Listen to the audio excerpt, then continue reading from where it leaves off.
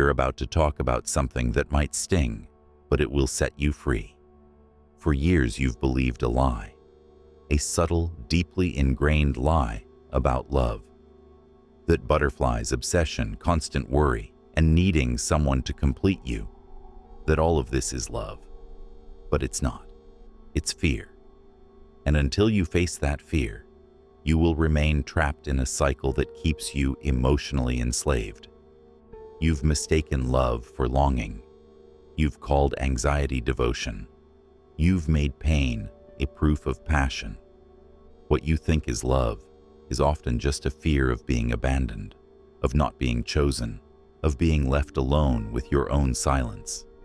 But ask yourself, what would happen if they left? Would you crumble? Would your sense of self disintegrate?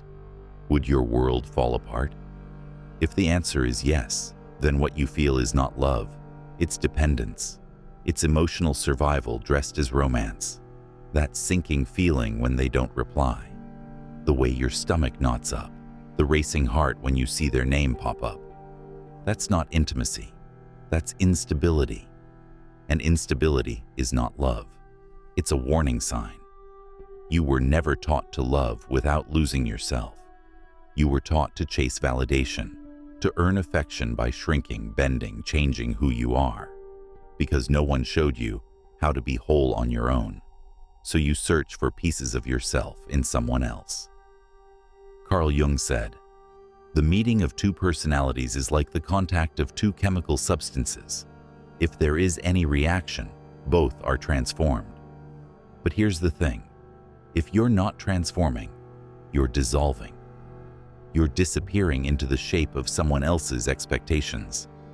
You think you're connecting, but you're conforming. You're abandoning your essence just to be loved. But love that demands, your self-betrayal, is not love. It's a transaction. It's a deal made out of desperation. The truth is uncomfortable. Most people are addicted to the idea of love, not the reality of it. They crave a person the way someone craves a substance, because it numbs the ache inside. It fills the void, even temporarily. But the void never really disappears. It's just masked, hidden beneath a constant need for reassurance. Attachment isn't love.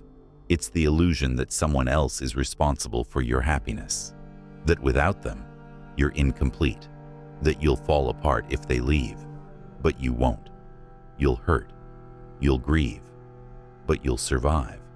And you'll grow. True healing begins when you stop expecting others to fix what's broken in you. When you stop outsourcing your worth.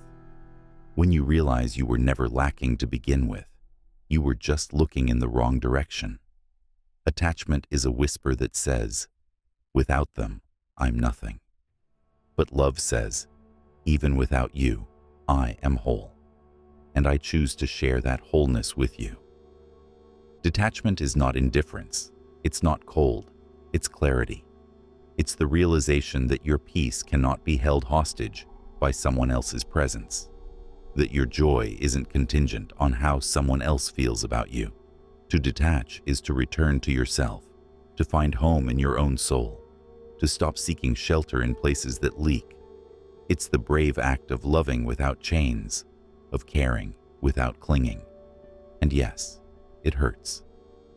Letting go of something you called love hurts like hell. But what hurts more is clinging to something that's quietly destroying you. You've spent so long believing the other person is the anchor holding you steady. But what if they're actually the storm? You confuse obsession with connection, intensity with intimacy, passion with possession. But real love is none of these things. Real love breathes. It gives space. It allows. It does not demand. The more you fear losing someone, the more power you give them over your emotional world. And the more you rely on them for your identity, the less of you remains. We romanticize self-sacrifice. We celebrate losing ourselves for love. But love that requires your disappearance is not divine. It's dangerous. So ask yourself, who are you when you're alone? Who are you when no one is watching? Who are you when the phone doesn't ring and the bed is cold? If you don't know, then it's time to pause, to rebuild, to remember. Jung spoke of individuation, the process of becoming whole, of integrating your shadow, your light, your contradictions. It's a journey inward, not outward, and only from that place of inner unity can you love without fear. When you know who you are, you stop begging for attention. You stop accepting crumbs. You stop shrinking for the sake of peace. Detachment is an act of love, a love that starts within.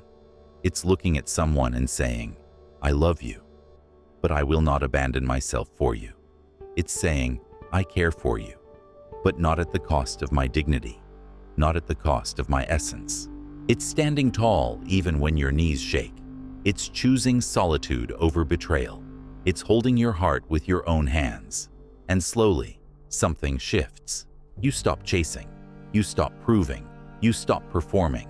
You begin to attract what aligns with your soul, not what temporarily fills your loneliness. You begin to speak your truth without trembling, to set boundaries without guilt, to let go without needing closure. You realize love doesn't imprison, it liberates. It doesn't take, it shares. It doesn't weaken, it empowers. And most importantly, it doesn't start with them, it starts with you. This is where the real transformation begins. You start seeing solitude not as a punishment, but as preparation. You embrace the silence, not as absence, but as space. A sacred space where your true self starts to speak. You begin to hear your own voice louder than the echo of someone else's. This is where you meet your shadow, the parts of you you've hidden, the fears, the wounds, the doubts. You look them in the eye and say, "I'm not afraid of you anymore." Healing is not always gentle. Sometimes it's messy. Sometimes it feels like falling apart. But it's not destruction, it's deconstruction. You are peeling back layers that never belonged to you in the first place. You've been performing for so long, performing strength, performing joy, performing worth. But now, you get to be real. You get to be raw. You get to just be. And as you reclaim your truth, you begin to build from a new foundation, one not based on who loves you, but how you love yourself. Love stops being a transaction. It becomes an extension, an overflow. No longer a plea to be seen, but a celebration of already seeing yourself. People may leave, situations may change, but your peace remains. Because it's no longer held together by someone else's presence. It lives in you, rooted, unshakable. You stop asking, "Am I enough for them?" and start declaring, "I am already enough." This is emotional sovereignty. This is what Jung meant when he spoke of becoming whole, of integrating all that you are, so you no longer need to outsource your worth. And it doesn't make you hard. It doesn't make you cold. It makes you discerning. You no longer accept chaos as normal. You no longer call drama passion. You no longer label your pain as love. Love, in its truest form, is peace. It is calm. It is clarity. It's not meant to feel like drowning. It's meant to feel like breathing. So you breathe, deeply, freely. And in that breath, you return to yourself. Not as you were, but as who you were always meant to be. But now, you are no longer afraid, because you've realized that you are not a fragment. You are not a half waiting for another half. You are a whole being, capable of deep love, profound peace, and unwavering strength. The people who could not meet you there, who needed you to be small so they could feel big, will fall away. And that's okay, because you no longer beg to be kept. You no longer plead to be understood. You stand in the fullness of your own presence. You'll meet people from this space, not to fill a gap, but to co-create a life, not from desperation, but from desire, not from need, but from joy. The connections that arise here are not binding. They are liberating. They expand you. They stretch you. They challenge you to grow, but never to shrink. From this place, you'll learn to love cleanly, without fear, without control, without trying to shape the other into something that soothes your insecurities, because those insecurities no longer rule you. You've faced them, you've held them, you've made peace with them. This is where your life begins to reflect your healing. Your relationships soften, your mind quiets, your body feels safe again, because you've returned to yourself and you've learned to stay. You see, self-love isn't loud, it isn't showy. It's not about selfies or slogans. It's in the small moments, choosing rest when your body is tired, speaking truth when your voice shakes, saying no when your boundaries are crossed, loving someone without losing yourself. It's in the courage to walk away from what hurts, even when it's familiar. It's in the grace you give yourself on the hard days. It's in the strength to be alone without being lonely. You are no longer a prisoner of your past patterns. You are the author now, the narrator, the architect of the love you want to give and receive. No more cycles, no more settling, no more dimming your light to make someone else shine. And yes, there will still be days of doubt, of fear, of longing.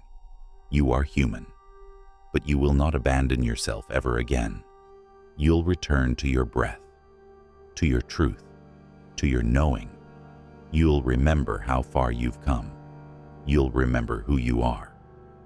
Because healing doesn't mean you never fall. It means you rise faster. It means you no longer search for a savior. You become your own safe place. Carl Jung said, "Until you make the unconscious conscious, it will direct your life and you will call it fate." But you, now awakened, have stepped off that path.